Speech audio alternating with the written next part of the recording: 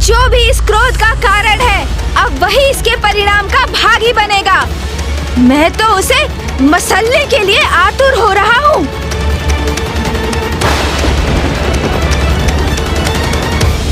किंतु वो स्थान तो बहुत दूर प्रतीत हो रहा है। समय से मैंने एक टोकरी मोदक तक नहीं चखे। ऐसे में वहाँ जाऊंगा कैसे? मूषक जी को बुलाता हूँ। मूषक जी, मूषक जी, ये जिसका भी दुष्कृत्य है उसे अब उचित दंड दूंगा मैं। प्रभु, प्रभु, मैं आ गया प्रभु। प्रभु, अंततः बुला ही लिया आपने मुझे। मैंने नहीं बुलाया, किसी को नहीं बुलाया मैंने। नहीं बुलाया? अर्थात प्रभु, अभी तो आपका स्वर सुना मैंने। कैलाश में इतना सुंदर दिवस था आज। मैं भोजन से तृप्त होकर उपवन में विश्राम कर रहा था प्रभु। आकाश में मेघों की सुंदर आकृतियां देखकर प्रकृति का आनंद लेते हुए मैं बस निद्रा में खोने ही वाला था, और तभी आपके स्वर मेरे कानों में गूंजा। मूषक जी, मूषक जी। मैंने कहा ना, मैंने किसी को नहीं बुलाया। प्रभु, आप बुरा मत मानिएगा, किंतु इन दिनों आपको क्रोध बहुत आ रहा है प्रभु। मूषक जी। एक और प्रभु। प्रभु। मूषक जी, आप यहाँ क्या कर रहे हैं? कितने समय से पुकार रहा हूँ मैं आपको। आप मेरे मार्ग से हटने का कष्ट करेंगे?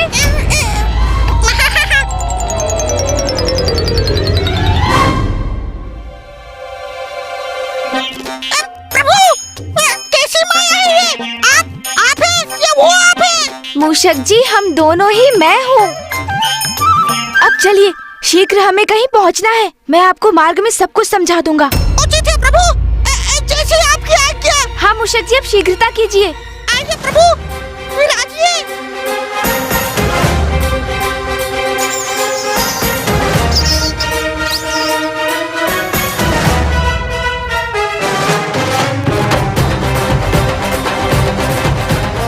अब मैं ऊपर जाकर देखता हूँ।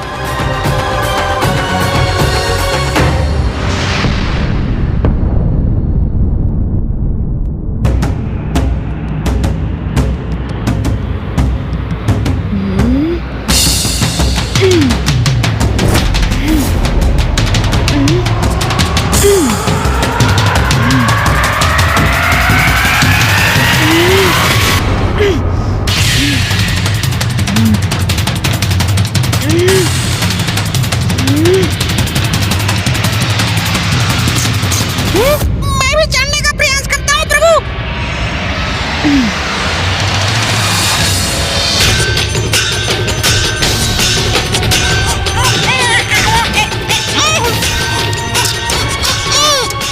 चलिए मूषक जी, प्रयास कीजिए। क्या हमारा वहाँ जाना आवश्यक है प्रभु? ये चढ़ाई चढ़ना मेरे लिए संभव नहीं। और थोड़ा बल लगाइए मूषक जी, साहस रखिए, तभी चढ़ना संभव हो पाएगा। चलिए मूषक जी, आगे बढ़िए। मूषक जी, थोड़ा और। मूषक जी, शीघ्रता कीजिए और प्रयास कीजिए। मैं अपने अन्य स्वरूप में शिखर तक पहुंच चुका हूँ। मेरे अन्य स्वरूप पर दृष्टि बनी रहे, ये अनिवार्य है। हाँ प्रभु। शीघ्रता कीजिए मूषक जी, शीघ्रता कीजिए। प्रभु, आगे बढ़िए।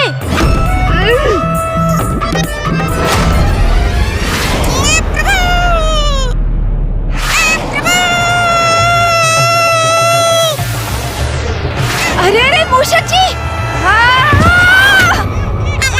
क्षमा कीजिए प्रभु, मैं क्षमा मांगता हूँ। मूषक जी, आप आहत तो नहीं हुए ना?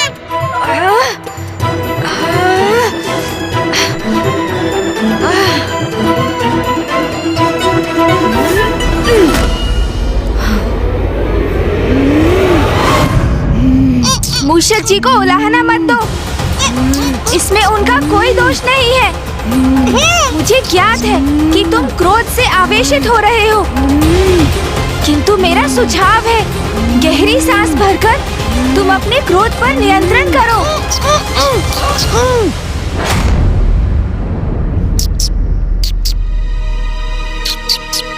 स्मरण रखना, हम तुम्हारे क्रोध से उस स्रोत तक पहुंचना चाहते हैं। इस क्रोध को स्वयं पर हावी मत होने दो, क्योंकि ये क्रोध तुम्हारा मूल स्वभाव नहीं है।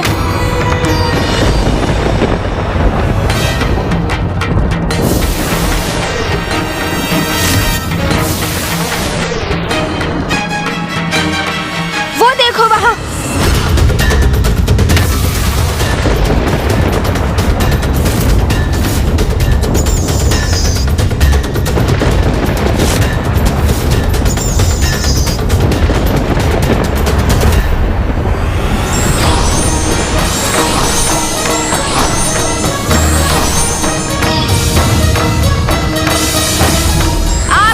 मनोहर रूप पर जिसकी भी दृष्टि पड़ेगी चंद्रदेव, वो कलंकित हो जाएगा।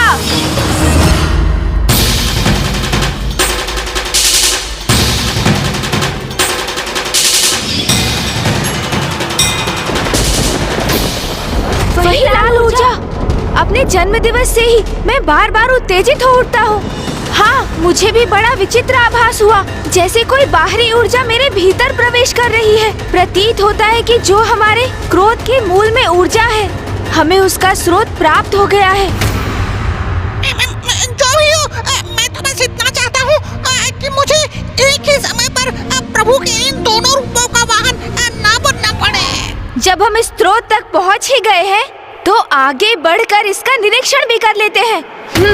उचित कहा तुमने।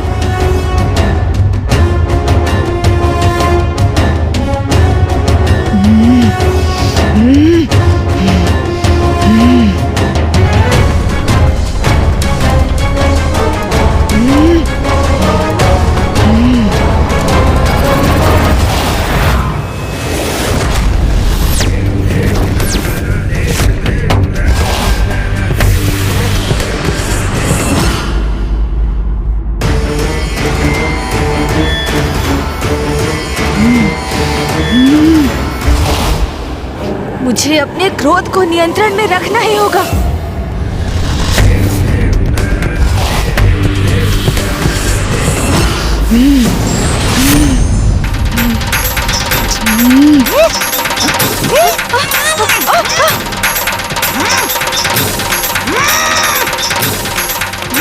मूषक जी, क्या हुआ? अब मूषक जी कैसे उत्तेजित हो गए? मूषक जी! अरे! मूषक जी, ये क्या कर रहे हैं?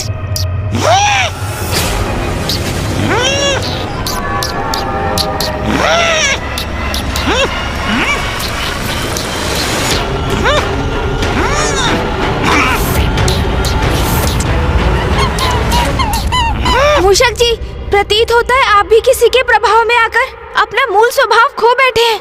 इस खरे को क्षति मत पहुंचाइए मूषक जी, जाने दीजिए इसे। मूषक जी, यदि आपने इस निरीह प्राणी को तनिक भी क्षति पहुंचाई, तो आप अपने संपूर्ण जीवन में स्वयं को क्षमा नहीं कर पाएंगे। इसलिए अपने नेत्र बंद कीजिए, गहरी श्वास लेकर अपने क्रोध को शांत कीजिए और जाने दीजिए इस वंचर खरे को।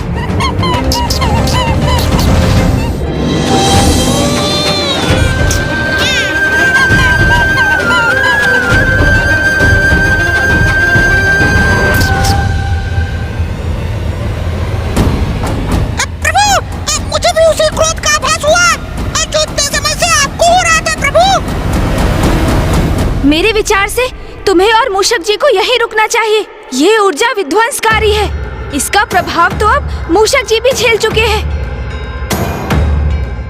यदि तुम सब और आगे बढ़े तो कदाचित इस ऊर्जा के प्रभाव से प्रभावित होकर कुछ अनिष्ट भी कर सकते हो।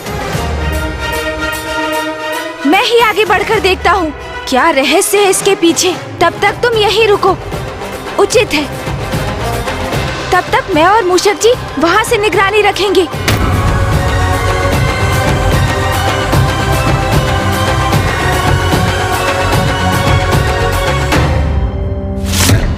ओम नमः शिवाय। ओम नमः शिवाय। ओम नमः शिवाय। ओम नमः शिवाय। ओम नमः शिवाय। ओम नमः शिवाय। ओम नमः शिवाय। ओम नमः शिवाय।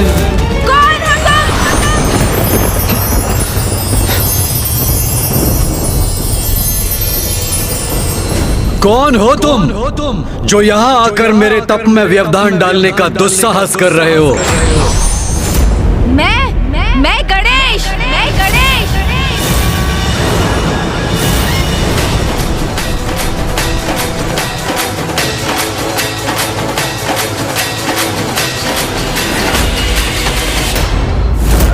वास्तविकता में उनके दो ही पुत्र हैं, कुमार कार्तिकेय जी और प्रथम पूज्य गणेश जी। अच्छा, तो तुम हो गणेश? तुमसे पूर्व मैंने प्रश्न किया था, बताओ कौन हो तुम?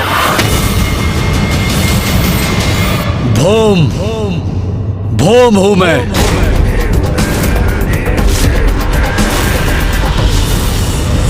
ये कौन है जिनका व्यक्तित्व एक अनोखी दिव्य दीप्ति से प्रकाशित है, जिनका रंग रूप इतना मनोहर और आकर्षक है, जिनके मुख पर क्रोध अवश्य है किंतु दुष्टता नहीं, इनकी लाल ऊर्जा के उत्पात से हम त्रस्त अवश्य हैं, किंतु इनके भीतर छिपी सकारात्मकता का भी आभास हो रहा है मुझे। इसलिए ये कोई असुर तो कदापि नहीं। तो फिर ये ऐसी विनाशकारी ऊर्जा का सृजन क्यों कर रहे हैं? महादेव पुत्र हो तुम, किंतु तुम तो तनिक भी महादेव के समान प्रतीत नहीं होते। महादेव का लंबा कद है, उनका गठीला बलिष्ठ शरीर तो उनके अति बलशाली होने का प्रतीक है। तुमसे कहीं अधिक तो मैं महादेव के समान हूँ गणेश।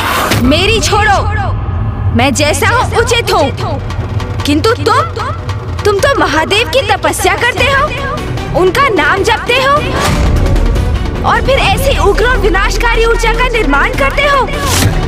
और तुमने अपने इस उग्र ऊर्जा का लक्ष्य मुझे किस प्रयोजन से बनाया है? तो तुम्हें मेरी इस उग्र ऊर्जा का प्रभाव हो रहा है, किंतु ये कैसे संभव है? मैं तो एक तुच्छ और साधारण तपस्वी हूँ जो महादेव का ध्यान अपनी ओर आकृष्ट करने हेतु उनकी तपस्या में लीन है। तुम तो प्रथम पूज्य गणेश हो, महादेव के प्रिय पुत्र हो, और तुम मेरी ऊर्जा से प्रभावित हो रहे हो।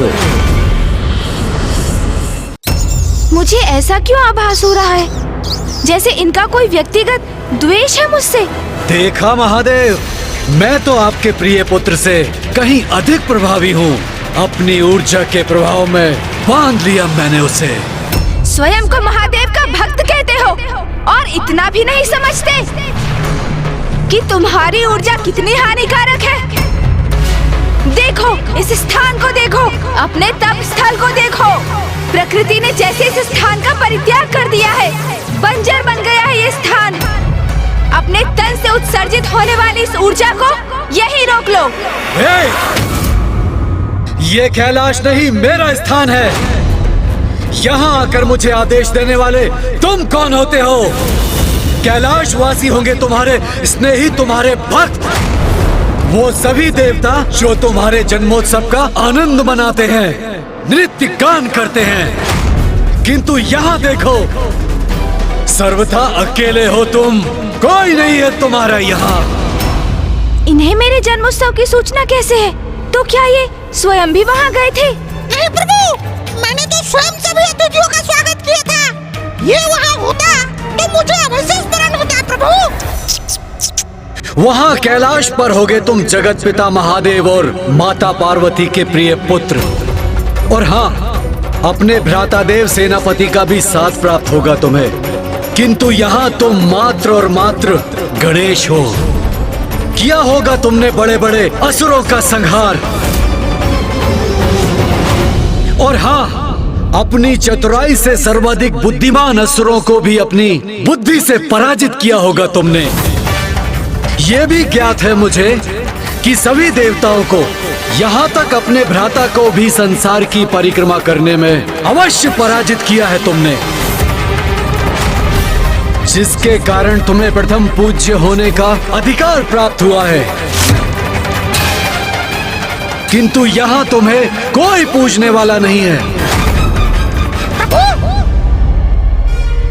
ये तो आपका अपमान किए जा रहे हैं। और होगे तुम नारायण और ब्रह्मदेव के चहेते। की होगी तुमने कठोर तपस्या ज्ञान प्राप्ति के लिए, और माता से पाए होंगे सभी प्रकार के शक्तिशाली अस्त्र शस्त्र।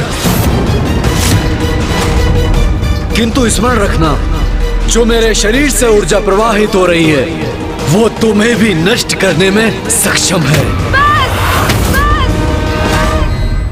गणेश, अपने क्रोध पर नियंत्रण रखो, शांत हो जाओ।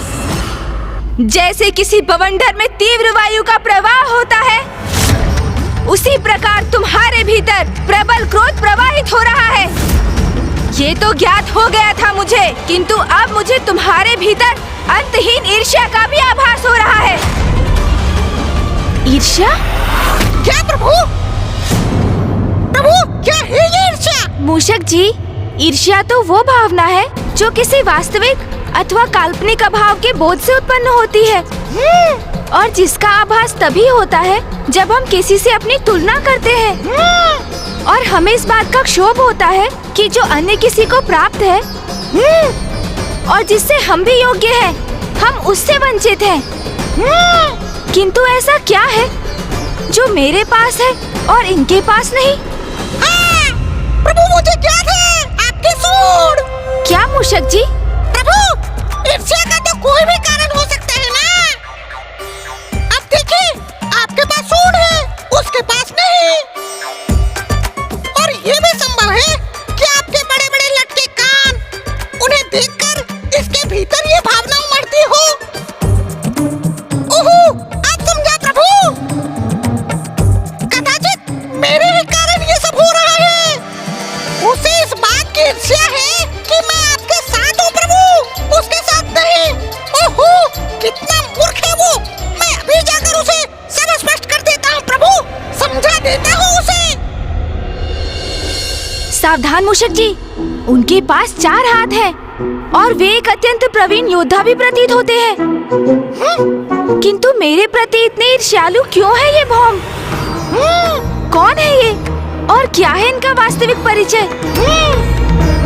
मुझे तो ऐसा प्रतीत हो रहा है कि ये कोई सदात्मा ही है जिसे उनकी ईर्ष्या ने भटका दिया है। कदाचित ये ज्ञात करने के लिए मुझे ही वहाँ जाना होगा, और इससे भी अधिक ये ज्ञात करने कि वो मुझसे इतना क्रोधित क्यों है। हाँ प्रभु, मैं तुम्हें एक अंतिम चेतावनी दे रहा हूँ, रोक दो इस ऊर्जा को, अन्यथा क्या करोगे तुम? मेरे बारे में इतना सब कुछ ज्ञात होने पर भी ये प्रश्न तो मुझसे पूछ रहे हो। मेरे सभी प्रश्नों के उत्तर इस पुरुष की पहचान से ही उजागर हो सकते हैं कि कौन है ये।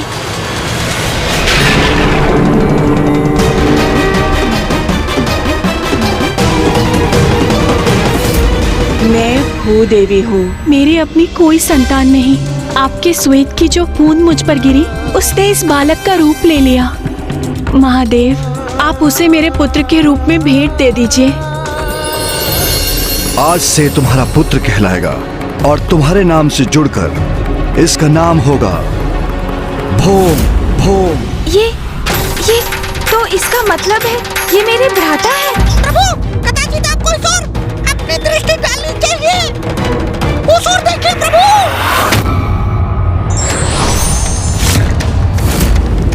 बस इतना ही?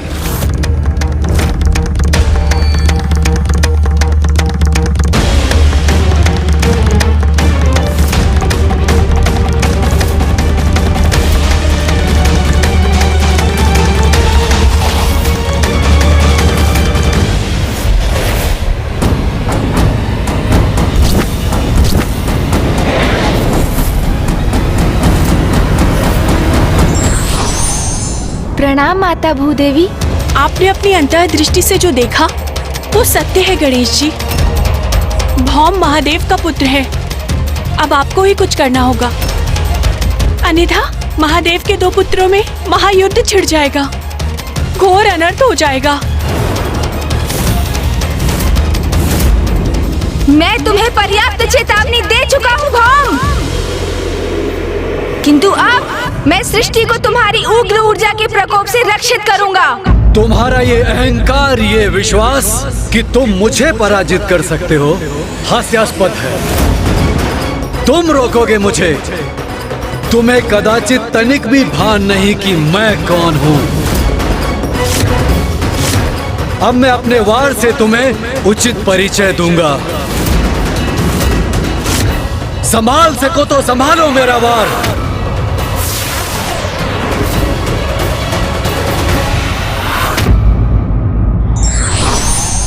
किसी भी अपरिचित परिस्थिति से सामना होने पर हमें सोच विचार कर शांतिपूर्वक प्रतिक्रिया करना चाहिए।